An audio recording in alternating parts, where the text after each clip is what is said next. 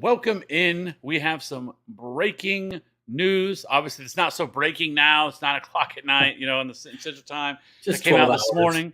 Yeah, Just 12 that we were hours. waiting on this morning finally came out. Deshaun Watson was suspended for 6 games. I think this is kind of in the range of kind of what we, kind of expected, somewhere in that, anywhere from 4 to 8 games, I think is where I think most people were coming in on this. The NFL now has 2 more days, I guess, to appeal this ruling by Sue Robinson. And as of right now, as things stand, I mean, he is suspended for the next, for the first 6 games of the season. Now, for some context behind that, if this holds and if it's just 6 games, the schedule opens up for them pretty favorably. So I don't think the season's ruined by any stretch of the imagination because they get the Panthers, Jets, Steelers, Falcons for the first 4 games of the season. I don't think you could ask for a better start, with a Jacoby Brissett led, offense here. But then you get the Chargers and the Patriots, and then from there, when he would be able to come back would be week 7. But they do have a week 9 bye, so some of that factors in because this isn't just a 6-game suspension. You're also losing him for a 7th game because the bye is going to be involved in this as well. And so, I guess, Robbie, just to start off, like, would you look to draft him like in a single quarterback league? Would you look to take him, later in a draft? Let's say you wait on quarterback and you end up with, more of a later round type quarterback. Would you look to take Deshaun Watson, knowing what he can provide you once once suspension's over with? I think the only way I'm doing it, and you and I have talked about this, where we're trying not to wait and grab the later quarterbacks. We're starting to try and grab one of those top 6 or 7 guys in the mocks what we've been doing, and we'll do another mock on Wednesday, so might see how that goes. But if I have waited, if I'm taking a shot on like a Justin Fields, Trey Lance, 2 guys that you're high on, right? Because we know that there's some kind of ceiling there, but we also know that the floor is extremely low as well. Then that might be the one few occasions where I draft a second quarterback, just because if they flop, right, and we're looking at they're not going to be the starting option for my fantasy team week in, week out, then you can pivot to a Deshaun Watson after a couple of weeks. But I mean, that's the rarest of cases. I mean, you're talking about Russell Wilson, Joe Burrow, Dak Prescott, Kirk Cousins, Matt Stafford, Aaron Rodgers. Those are all going down to QB 13. Jameis Winston, Derek Carr. Those are all guys that are going to be close enough to Watson when he comes back, where I'm going to take the 6 games and I'm not going to look back. So you have to get down there to quarterback 17, 18, 19 for me before you consider taking Watson as that QB2. How about yourself? I think it comes down to how many bench spots you have, right? And how big of like in a 12-team league, if you're in a league that only has like 5 bench spots, I probably couldn't do it because those bench spots are super valuable. Now, if you're in a league with a little bit more, maybe 7 bench spots, maybe I could feel a little bit more comfortable doing so, knowing the upside that he's going to bring once he returns. I think that you can, but like I don't think he's like a must draft guy or something like that, because I mean you're still talking about a long portion of the season that he is going to miss. And, if you do miss on whatever quarterback you take, because, let's be honest, in most like your traditional leagues, I think your average redraft league, most teams are going to take multiple quarterbacks. That's usually how it works. Because people are always like, oh, I got to get my bye week quarterback. It may not matter if that your player doesn't have a bye week to week 12. You're still going to, you have to take that bye week quarterback, just to make yourself feel comfortable. And we all know that's not what you should do, right? But that's what a lot of people do. So, I mean, there might not be a lot left out there as well, depending on what quarterback you get. So, again, in a single quarterback league, I don't think you need to do it. Like, I get the upside that he provides because, he is a top 5 quarterback when healthy and when ready to go. And I'm not worried about whatever, issues. He's going to be able to go through all of camp. He's going to be able to play preseason. He's going to do all these things all the way up to that point, until week 1 starts. Then obviously the suspension will start for him. So, I mean, he's going to get all those reps, and he'll just, obviously be away for the first 6 weeks. I can't imagine that they would anything else would be there. But and one common sentiment today was the Calvin Ridley comparison of gets a year, Deshaun Watson gets 6 years. JJ, you posted the question. I it's kind of a slippery slope to talk about because we're not like condoning what happened, and what Deshaun Watson did, but the Calvin Ridley situation, Deshaun Watson situation are just two totally different things, right? They're two totally different separate situations. And while it makes sense on one hand why Calvin Ridley got the suspension he got, because you're talking about messing with the integrity of the game. If people start questioning, our game's legit, our game's fixed, and our players, betting on all this stuff happens, then it completely ruins the sport, right? Where Deshaun Watson situation is, if what he did was true and all this stuff, that I mean, he shouldn't even be in the NFL ever, and he should never play again. But the ruling is what it is, and he got suspended 6 games. Whereas the Deshaun Watson situation is something that's completely different of a situation. Yeah, yeah. That's been the sentiment on Twitter, is trying to compare the two situations, and obviously we can only react to what the NFL decides to do. I mean, this isn't the first time that they've had a suspension that we thought was lighter when something else has happened, right? I mean, going all the way back to the Ray Rice, I think that was 2 games, right? Going all the way back to his incident, and so we've just seen that there's always going to be public backlash on long enough, too long, not long enough, right? And so I'm trying to just stick to the fantasy implications, because that's the only thing I can really help with for folks. So in regards to Watson, I mean, Cody brought up a good point. If you can put suspension players on IR, I don't like that. That's kind of a cheat code for your league. But if your league allows you to do that, absolutely. I think he's worth one of these later rounds. I'm not trying to reach for him, above the 10th round. He's going to have to be somewhere in the teens before I'm trying to do that. But yeah, you could do that in that case, because he's not taking up an extra roster spot in that case. See, here's the thing, and yeah, I mean, I guess if you could do that, then fine. I mean, I guess you could do that. But as soon as you start getting some players that get hurt, you're going to be. He's probably going to be the first. He's probably going to be the guy you drop. So, I mean, I think that's an option. But there's no way. And while there's no way the NFL doesn't appeal the suspension to make it longer. This is the thing, though. If they were to do that, who knows how long this stretches out? If it's being appealed, he plays. He's playing week 1. Like then he's not sitting out. And so I don't know if the NFL does that or not, because I mean they could push this thing out for a long time. I mean it could go into the offseason before it's settled, right? And so then he would just play the entire year, and there would be no suspension if that's the way this took place. Because if there's an appeal, then he can't be suspended, right? And so I don't know if they do that or not.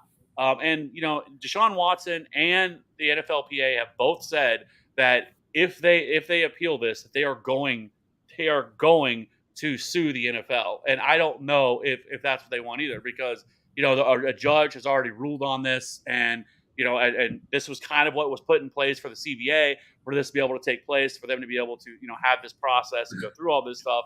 And then now, if the NFL tries to add more games onto this or whatever, there's going to be much more of a bigger legal fight on their hands than just this. So I don't know. It's a tricky situation to be in, and I'm happy that we finally got the suspension. To be honest with you, that we kind of have some clarity now of what's going on, because I felt like this should have come out a long time ago, because we've just kind of been waiting and waiting and waiting to see what was going to happen. It's been all over the place. It started with a year, then it started to drop, but then all of a sudden there was some news. Oh, maybe there's going to be no suspension. Maybe it's 2 games. Maybe it's 4 games. So now we got the suspension of 6 games. So that being said, let's actually talk about how this is going to impact the Cleveland Browns, at least for the first 6 games. Let's operate under the assumption that this is going to be, just your natural, 6-game suspension, and nothing else is going to change. Obviously, if something does, then we'll talk about that at a later time. But as of right now, how do you view this? This impacts the offense with Jacoby Brissett, because for me, I think this is an upgrade for Nick Chubb, at least for the first 6 weeks, because I think you're going to see them be much more of what they were last year, extremely run heavy, lean on Nick Chubb, lean on Kareem Hunt. And then, you basically let Jacoby Brissett manage the games. We already talked about they get the Panthers, Jets, Steelers, and Falcons, those first 4 games. There's really no reason that they're probably going to be pushed to really have to throw the ball a ton. They still have a very, very good defense. And so I feel like that's probably what's more going to happen. I think this negatively affects Amari Cooper the most, because I don't know if he's going to see a ton of volume. But what I will say is that, his time last year with the Dolphins, I mean, he heavily targeted like Jalen Waddle whenever the few games that he started. I could see a ton of targets coming. You're not going to probably see something where they really spread the ball out a ton. or anything like that. I think you probably see a lot of condensed targets share going to David Njoku, to Amari Cooper, and then whatever running back like Kareem Hunt out of the backfield. That's kind of how I see this. But I think this is the biggest positive for Kareem Hunt, or not, excuse me, not Kareem Hunt, but Nick Chubb. Yeah, honestly, like you and I, when you said this at the top, like we were kind of expecting right around here, right? Like I was always kind of on the 8 games. You were saying it's going to be a little bit less than that, maybe 4, maybe 6, somewhere around there. So honestly, my ranks didn't change a whole lot. Just maybe adjusting for a couple games here and there. But I don't know if I view this as a win for Chubb because obviously, like the offense is going to be much worse in a place than it was with Baker because I have a difference of Baker and Brissett. I know you think they're kind of close, but Brissett's a step down handedly from Baker. And so I think obviously a lot of teams can just key on the running game, right? And what does Chubb build his fantasy prowess on? It's from his efficiency, right? He's always been a guy that just rips off big gain after big gain. And if you don't have to account for a guy who's ran this offense, for a handful of years, who definitely has a better command of the offense than Jacoby Brissett in his first year with this offense. I think there's going to be some struggles. We know that Brissett has never really produced great fantasy options around him. I think we had T.Y. Hilton as a wide receiver too back in 2017, what was about the best that we had from him. So I do think that it's worse for Chubb the longer that Brissett has to play. So for me, I did a little bit of bumping Chubb up. He's now running back 14 for me. Just a slight bump there because, again, we're talking about a couple games where we had him projected at. And so I think he's going to be fine. You're still rolling him out. You're still starting him, right? There's no situation, especially with the matchups that you named, Panthers, Jets, Steelers, Atlanta. Then you get the Chargers and Patriots. There's no situation where I'm benching Chubb. It's just maybe if you're looking at a Kareem Hunt, who, again, you're talking about where they're going to funnel passes to, it's probably going to be some dump offs to Kareem Hunt. So I really don't think it changes the running back room. What it does change is probably your wide receiver room, right? Any place that you wanted to start Amari Cooper confidently, he's going to be a low end flex for you. Like you're going to have no confidence, but you're going to say, hey, he's probably going to have the main target share of this offense for those first 6 weeks. So you're going to roll him out there, see how he does the first couple of weeks, and see if you can start him. But when he comes back, when Watson comes back, I think that's when Amari Cooper jumps from this low end flex to probably a pretty safe wide receiver too. So that's something with it being a couple less games where I bumped up Amari Cooper now from wide receiver 30 to right around wide receiver 25, 26 area. So I definitely see him being a flex for the first 6 games. And then you have him as that safe wide receiver too for the rest of the season with Watson. And then just quickly to touch on Njoku, I know that Njoku's kind of been your guy of the offseason. I just think with these 6 games, there's no reason to draft him. He's going to be there on waivers, and he should be. I don't think he's going to have any games where you're like, man, I need to go get David Njoku on my team. So just draft a Gerald Everett, just draft a Hunter Henry, just draft somebody else if you're waiting at tight end, a Irv Smith, Cole Kmet. We've talked about a lot of these sleepers before. And then if they don't do great for you and you're looking at waivers come week 5, week 6, then you can add David Njoku at that time. Well, one thing I want to mention with Nick Chubb is last year he faced 7 or more defenders in the box on 44.7% of his carries, which was second most in the league. Yeah. So I mean, he saw a stack box last year, so it's not really going to get much more than what it was last year. So I don't think that changes. And I mean, compared to what Baker Mayfield was last year, I don't think Jacoby Brissett can be any worse than what Baker Mayfield was last year. And so I don't think it really changes a whole lot. And like I said, I think what it does is, like, again, you see all these teams that are playing really bad teams, really bad offenses. And I think it just sets up perfectly for Nick Chubb. And so that's why I think that he sees the biggest boost from this. And where, though, maybe that you end up looking to, because I think, we once we get to like week 4, week 5, you could be talking about buying low on Amari Cooper, because I don't think Amari Cooper is probably going to have a ton of like boom weeks. And he could be somebody that you try to buy before Deshaun Watson comes back. And then, with Nick Chubb, maybe you look to sell him once Deshaun Watson comes back. Because like we talked about, I do think Deshaun Watson negatively affects Nick Chubb in a lot of different ways because of his ability to run the ball, his ability, the last, I think he's been top 5 in red zone carries the last 2 years that he played when he was with the Texans. He was also scored 10 rushing touchdowns over the last 2 years too that he played as well. So I do think this is going to somewhat negatively affect somebody like Nick Chubb, who doesn't catch passes out of the backfield and is more. But the other I guess argument is how efficient Nick Chubb is. He's one of the most efficient running backs in the league. But I still think, because I have Nick Chubb, I think RB13, I believe is where I have him. Yep. and I may move him up to 12 because I think just these 6 games can obviously give him a little bit of a boost for those first 6 weeks of the season. But it's not a drastic change where I'm like he's jumping up in the top 10 or anything like that for me. Yeah, so we view that kind of almost flipped where like I like Nick Chubb less during the first couple weeks, and you like him less when Watson comes back. I just think whenever you have that rushing quarterback, we've seen these running backs just have really efficient carries with their yards before contact, and so obviously with already how good that offensive line is, even though they lost J.C. Treader. I think you're not worried about Nick Chubb rushing the football. And honestly, even though that they brought in Watson, I know at the beginning you talked about can they really change that offense to be more pass heavy. I don't think they do, just because this is how they've won games and this is how they've found their identity. Obviously, with Watson, they can air it out a little bit more, but I don't think they're going to swing to the point where they're passing it 35, 36, 37 times a game. They're still going to probably be pretty league average. So I don't think it takes a ton off the top for Nick Chubb, but you're right. This is why we've moved him outside of the running back one status because, hey, if you're losing a little bit of work, you're losing a couple rushing touchdowns. Now, all of a sudden, if you're not catching passes, you're just a locked-in running back too, which is fine. It's just we're used to Nick Chubb kind of sneaking into there as the running back 9, running back 10, right around there. And I just don't think he has that same ceiling anymore in this offense. Well, I would push back on how much they're going to throw the ball. One, I don't think they're going to have a choice because once he comes back, they're playing. This is their schedule: the Ravens, the Bengals, the Dolphins. Okay, on that one, and then the Bills, the Bucks, the Texans again, or not but not again, but the Texans, the Bucks. Or I already said the Bucks, the Bengals again, the Ravens again, the Saints, and then the Commanders to finish out the year. Like good, pretty much chunk of those games, they're going to have to throw the ball in those Why? games. Yeah. Why? Why? How you think they're gonna be able to run the ball to not to be able to keep up with the Bengals, with the Bills, with the Bucks, They're going to be able to keep Bengals up fine. twice. This is a good roster, Kev. Like they're probably favored in some of those games. Yeah, but you This is also a good don't one. you also don't bring in Deshaun Watson and pay them the absurd amount of money that they paid him with the guaranteed contracts and everything else, and then be like, okay, well we're just gonna run this just like we did with Baker, and we're just gonna throw the ball 30 times a game. Like I don't see that happening at all. Like I think they are going to move to more of a pass first offense and less more on the run. I think you could see them go up to about a 60% pass rate or somewhere right around that range, versus to what they've been in the years past where they've been around like 50%. Yeah, I mean that's probably league average, right? And that's I think we're saying similar things where I don't think they're jumping to like that 580, 590, 600 mark. I think they're right in that league average of 570 for their passing attempts. And in before, they used to be down at like the 500, 510, 515 mark.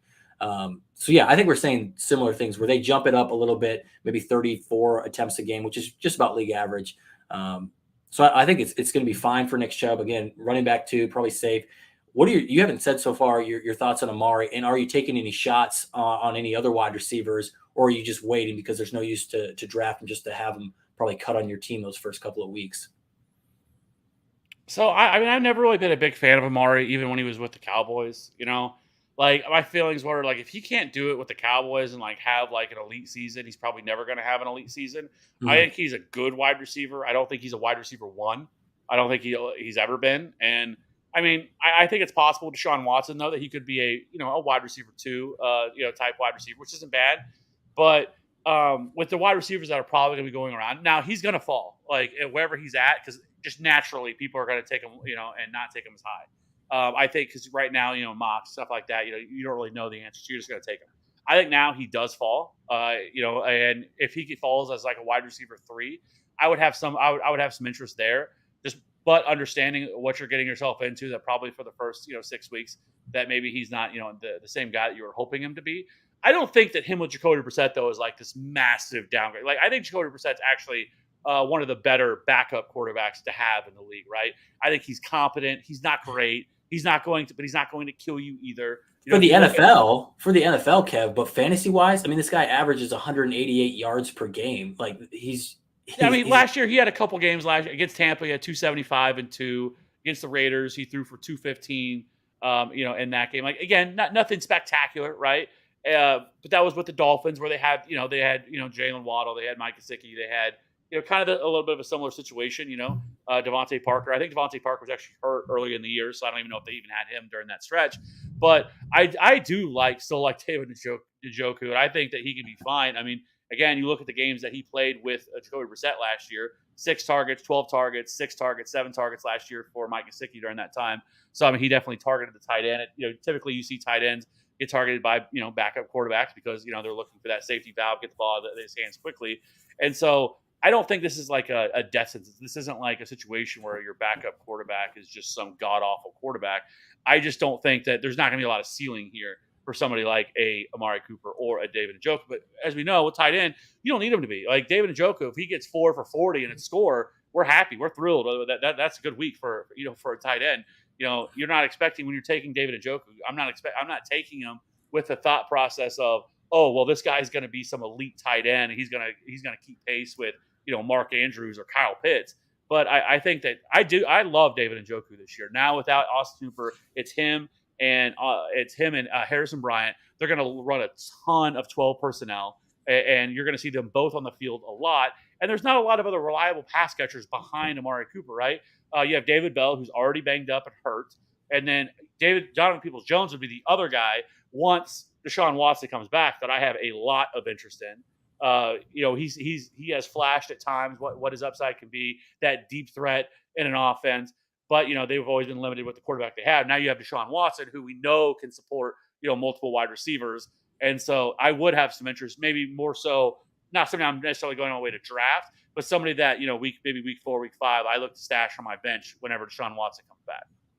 Yeah, just real quick. I mean, the problem with David Njoku is, yeah, he can get maybe the 3 for 35, 4 for 40, but there's just no touchdown upside with Jacoby Brissett, right? Like this guy's a 3.5% touchdown rate. I think he threw 18 touchdowns in one of his seasons and 13 in the other, and these were full seasons that he started. Like there's just no reason to start him because you're not expecting a touchdown any of those weeks. Or you rather would start a Gerald Everett who's going to have Justin Herbert throwing him the ball. You're going to have Irv Smith, who can score with Kirk Cousins, who has one of the better TD pass rates, right? You want to take a shot on a tight end who's more likely to score in those weeks. So that's why I'm saying there's no reason to draft David Njoku. And then just going back to the Amari Cooper, because I want to pose this question because you're like, I think he'll be fine. What if you're in the situation where you're looking at, hey, I've got MVS or Mecole Hardman or one of these guys. The Chiefs have a really fantastic week 1. They all kind of spread the ball around. Wouldn't you rather take an upside shot with one of those guys over Amari Cooper when they're playing I think they have the Chargers week 2, they have the Bucks week 3 or week 4. Like those are the flexes that you're probably going to have to decide. Do I want to start Amari Cooper, who might get 7 or 8 targets, probably not going to score a touchdown, or I can start MVS, who he isn't the for sure thing, but man, that upside if he does hit that 60-yard touchdown, I feel like I'm going to lean towards these other high potential guys for my flex. What do you think? Yeah, I mean, I guess over an Amari is what you're saying. Yeah, because I'm just trying to play this scenario out. We come to week 1, right? And I don't have all the schedules in front of me. It's Chiefs and Cardinals week 1, right? Right, and then they play the Chargers week 2. And then play, yeah, those are 2 games that you should expect a lot of scoring. It's going to be really hard to sit MVS for Amari Cooper. Like just looking at it, we're 3 weeks out, 4 weeks out.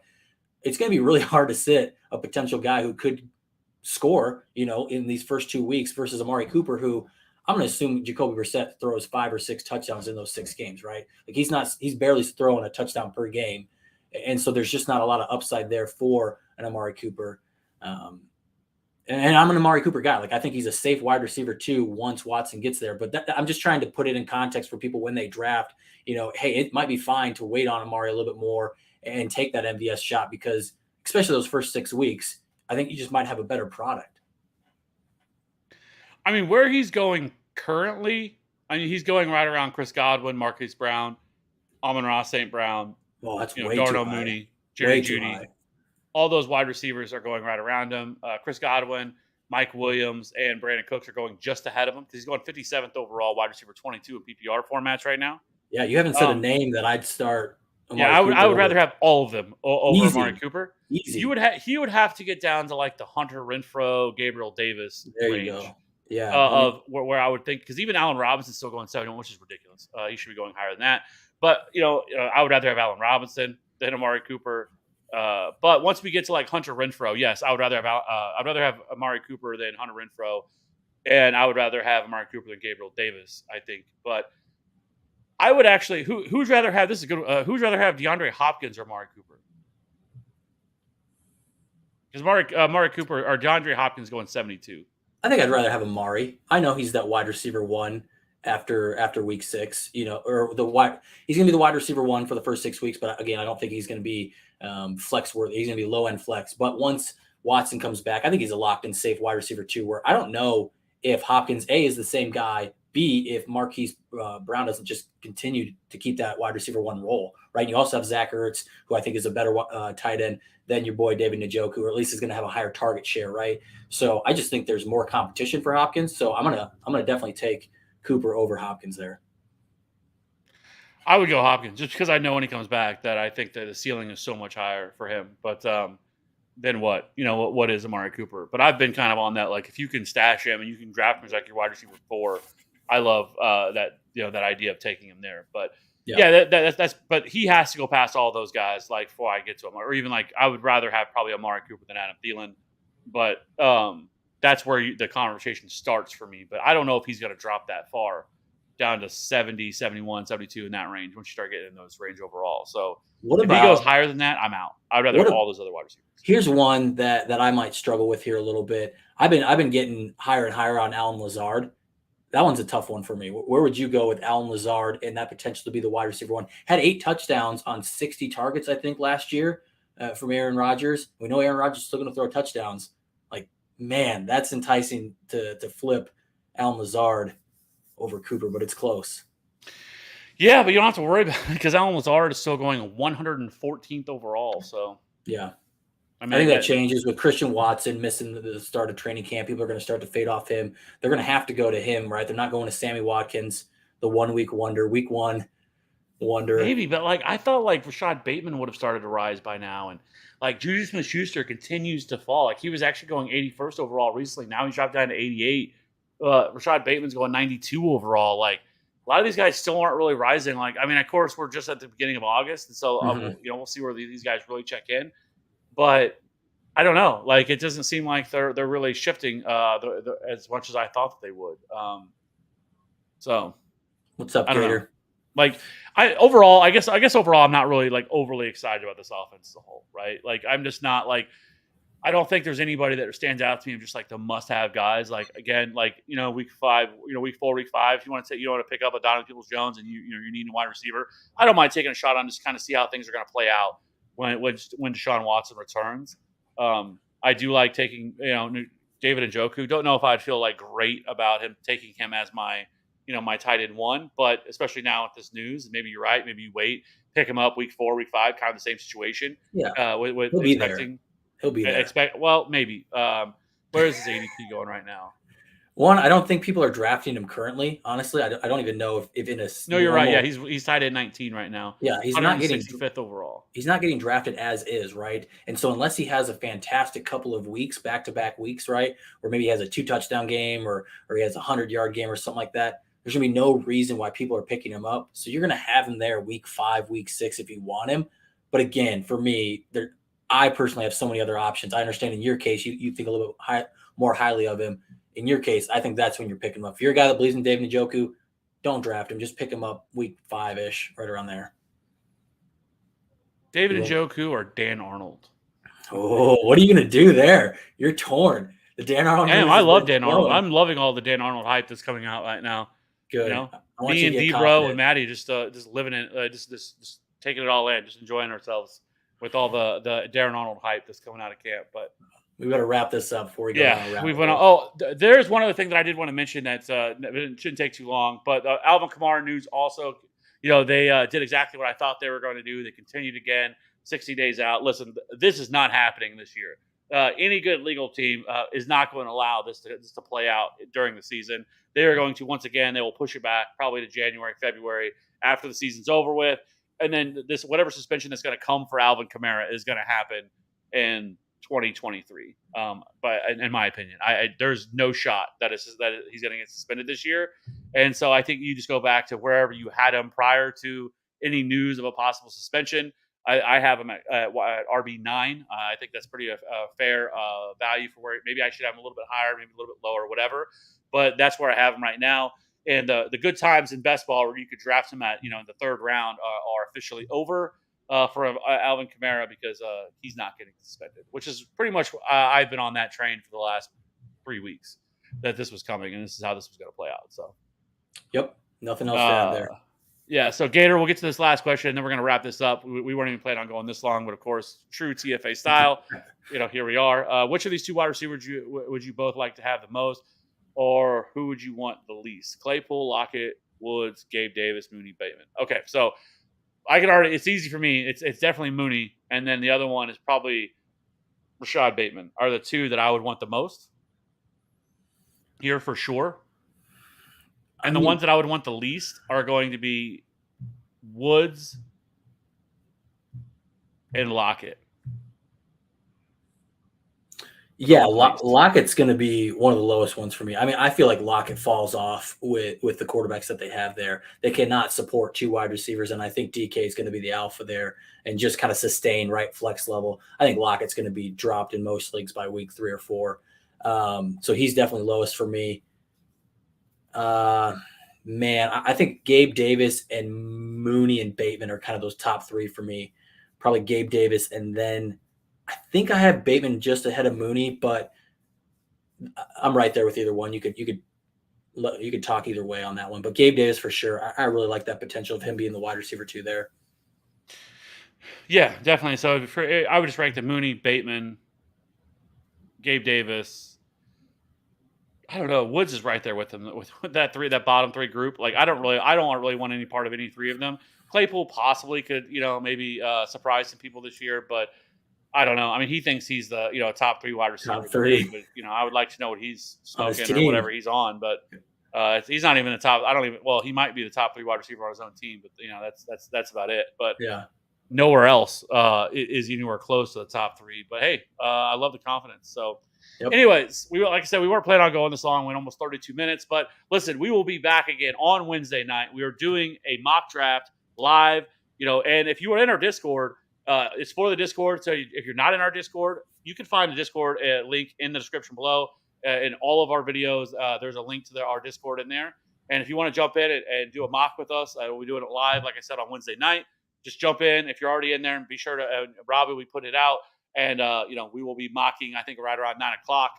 And so I think it'll be like a full point 12-team league. So PPR mock. So if you want to do that, we got a lot of content coming. Me and Robbie, been grinding it out. We got some throwdowns coming, some good ones coming for you guys this week. That'll be out. We also have an updated running back. Our RB rankings will be out this week. Updated wide receiver rankings will be out this week. Some more player profiles. I'm doing a throwdown as well with D-Bro from Fantasy Pro, so that'll be out probably Friday. That'll be good as well. So tons of content. We pretty much had a new piece of content every single day. We're probably going to have even more. Yes, we do have a Zeke throwdown, Walito. Zeke and Cam Akers. I'll just let it out of the bag. You guys are here. I'll let you know. We're also doing Jonathan Taylor versus Christian McCaffrey. Of course, I have CMC and Robbie obviously on the other side of that. And then the other one we did was Darnell Mooney and Cortland Sutton. Our 3 throwdowns. And then the one I'm doing with D-Bro is we're doing Mike Evans versus Keenan Allen. So looking forward to it. Let us know if there's any other throwdowns you guys want to see, any other content you want to see, but we will catch you on the next one. You guys have a good night. And if any other breaking news, we will jump back on here and we'll talk about it. Have a good night. We'll see you tomorrow. Bye.